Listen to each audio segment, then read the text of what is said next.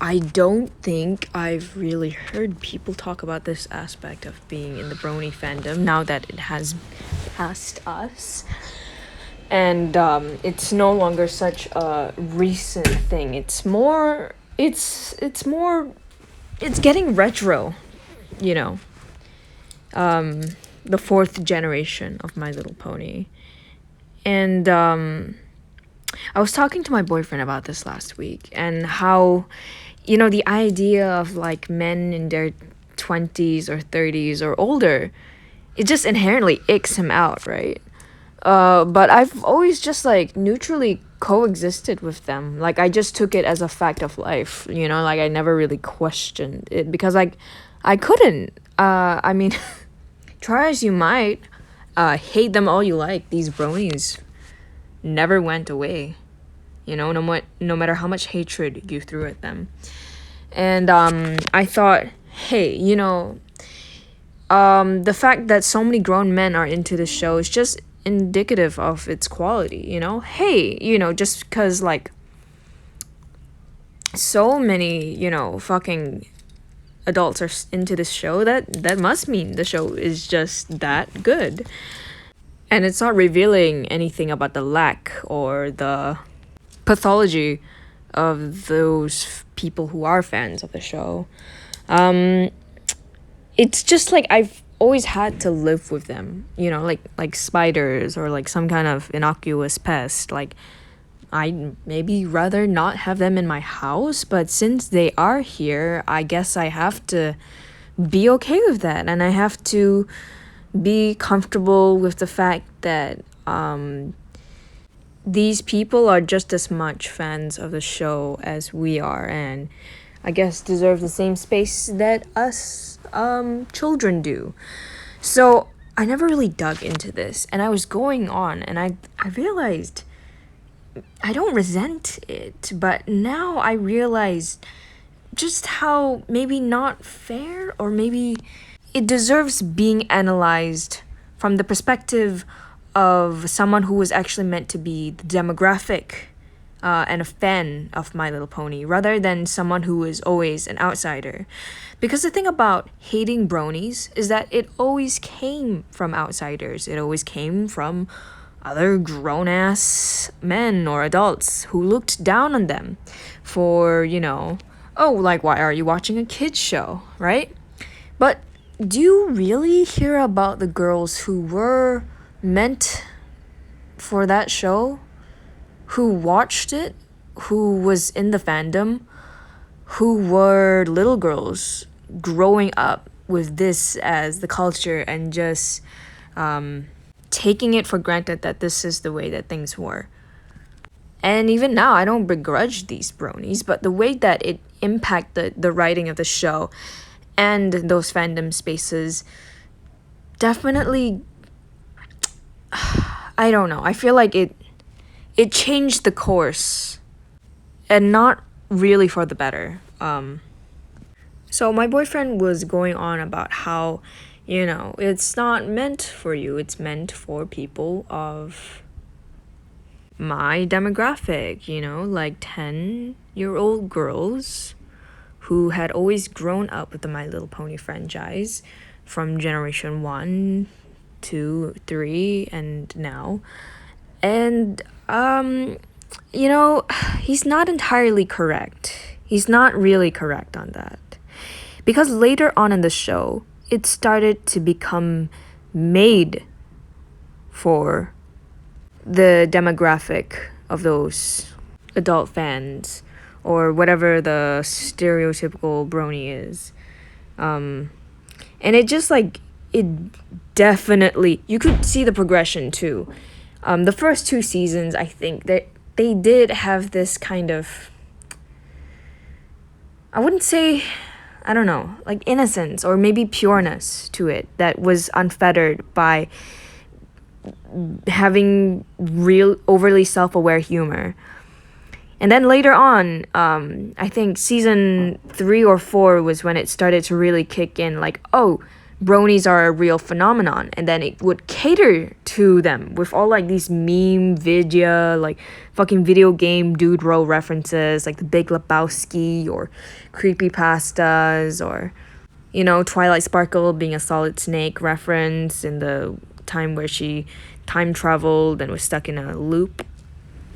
And yeah, my boyfriend was like, okay, because what little girl would get this? And the thing is, no, they don't expect little girls to get this because it's not for them. It's for those, older fans, right? And even more so when it came to like what, the 100th or something episode, where it's just completely fan pandering, like all these minor characters got their own special little moment in their episode with Derpy Hooves and Lyra and Bon Bon and I don't know, Dr. Wooves maybe. I kind of fucking forget because I don't like that episode. And I thought, even at the time, I was like, this is pandering. Like, this is not very good. I can see why you did this. And it was a letter of love to the fans. But it was not good. And it wasn't in the spirit of the show, I think. And the thing is that My Little Pony it's not supposed to be detached or ironic. It's not even meant to be cool. I mean, yes, the show does have a lot of care and wit. Something that's not really found in cartoons made for preteen girls, but it's not meant to be cool, guys. It's not meant to be like a secret inside joke that you share with your other guy friends just cause, I don't know. There's an alternate universe episode where the focus is on how Rainbow Dash grew up Metal Gear Solid or had some reference to like a nuclear war hybrid fanfic. It's just, I think the show is best when it's trying to be original and when it's like, making up its own lore, like the weather system, where ponies make their own rain and shine and, melt the snow so that the winter can come. Or the unique architecture, like Cloudsdale, it has like some Greek elements. How rainbows get made, they taste spicy. Or just how like magical shit and royalty works. Or, the fact that it has like fictional fruits or like these traditions. Like, it's very creative, it's very cute, and I don't think enough of the focus was put into that. Instead, it was put into referencing things to make older male fans, yes, male, I'm sorry, I'm focusing on you guys, into making it something cool that you can catch and be like, and you can just point and turn to your dude bro friends and be like, oh my god, my favorite show, My Little Pony, oh my god, it's so fucking funny. look guys, it's so crazy. They're referencing my favorite video game. And I don't know if that makes your friends think it's cool, but it definitely stole a bit of the magic of the show for me when I was a kid. And I became a little bit disillusioned, and I was no longer interested in the show. One, because I did grow up, and two, because it just felt like more and more pandering. I think the real straw was when they made Equestria Girls. Because, of course, they had to turn these horses into humans. Instead, they made Horse Girls, which was a concession that the original fans, I don't know if you guys know this, but they didn't like that. That's not, like, that. What the fuck is the point of that? At that point, you are just grabbing money at that point. There's no reason to turn them into humans or into anthropomorphic, ponies with all the original skin colors and then put them into high school, which is fucking bizarre because these ponies were not high schooler age in the original show. They were having full-time jobs and taking care of their younger siblings, or they were, running their own boutiques, dating, they were, being rulers of land or whatever the fuck. It's just like the anime high schoolification of My Little Pony was a bit of a turn off, I would say. And I think, of course, the concession was because the people who made the show, they didn't want to, when considering making them into humans, they didn't want to consider race, or they didn't want to they didn't want there to be one true interpretation of what the girls would look like in terms of body type, ethnicity, dressing. So they made this really lame half-assed fucking like flopping. Yeah, I don't know. People like the Equestria Girls movies, but I just at 13 I was like, the fuck are you guys doing? So, anyways, still, later on, Bronies ate that shit up, so I guess my opinion doesn't matter anyway. And another thing was that the only time I met Bronies in real life, or just fans of the show, were pretty much just other guys that were kind of like acne-ridden, buck-toothed, not exactly, how to say, peak, humanity. And that alienated me a little bit more, mostly because the reason that the only people who self-admit to liking and watching My Little Pony regularly would not be little girls like myself.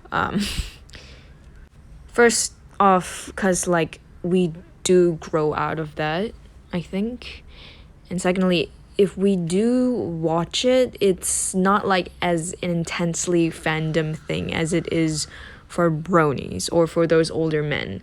Because for those men, that watching My Little Pony is something transgressive for them. It's something that alienates them from their own age or demographic group, right?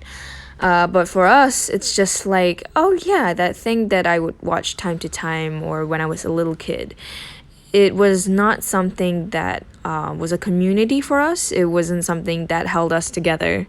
Your mileage may vary. Your secondary school or your high school might be different. Maybe there were other girls who were very openly into being a My Little Pony fan. But for us, it was just oh yeah, well, that's a thing. Okay, cool. And this plays into a bigger point that I want to make, which is that not only could I not find other fans of the show that were like me, or that weren't just really geeky dudes that I made friends with anyway, because they are nice people. But things these cons or these meetups that I so badly wanted to go to when I was younger, because I love the idea of a fan convention and just meeting up with people who are like you and share the same interests and are fans who just get it. Those meetups were not meant for children. They were pretty much exclusively meant for adult fans. And even if they were, there would be designated zones instead where children couldn't really step out of, because their parents probably wouldn't like that. And it's just, there might be material that's being sold that's not meant for them to see. Not that Bronies ever cared about letting them see, unsafe material. It's just bizarre, it really showed how it wasn't meant for me anymore. And I'm not saying that people of all ages and backgrounds couldn't be fans of the show, but it's just so hyper specific, because think about it. Think about how bizarre and absurdist that is. because I love and I invested so much of my younger self into the show. I would make characters for them, like make up my own characters for them, you know, make up like these little narratives or theories, or, you know, the fact that I even knew how to draw cute or appealing things as well as I did was because of the show. I mean, I go back to the box of drawings that I have in my room in Bangkok, and it goes all the way back from when I was age 6 till now, and half, or very, very close to half of what I drew in that box was just My Little Pony or My Little Pony fan art, or you know, ships, or my own OCs, or just like just that show, you know, was the bulk of my childhood. It really was kind of like my first fandom other than the Littlest Pet Shop toys. It just conquered so much of my headspace at the time. And the fandom spaces or the meetups dedicated to it couldn't even really be shared with, you know, 11-year-old girls like me. Because, I mean, what self-respecting parent would just let their kid wander off to hang out with a bunch of fucking these dudes that are like in their 30s or in another country? Yeah, I never really dug into that, but that is, I guess, a contention that I have. It's a show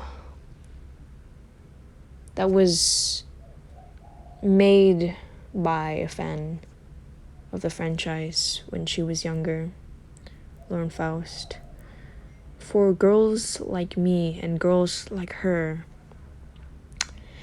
And it turned into this whole other thing that in some ways was miraculous, that was fun, that was, you know, genuinely life-changing for some people, that was a community. But it just, I don't know, it was not welcoming for girls like me. And eventually, along the way, maybe the show got back on its roots. I don't know. I haven't watched the last 5 seasons, so I wouldn't know. But it warped into something that catered more towards their tastes of like, oh, well, you know, My Little Pony is a show that could be very edgy. It could be, you know, very self-aware. It could be something cool that you can enjoy. When it was never meant to be that. It was just, you know, like something fun and wholesome for the kids to watch. And it had some good lessons in there that I would be proud to show my children, maybe. But it's not something you should put on to placate an adult or be their comfort show. Because ultimately it wasn't yours to begin with.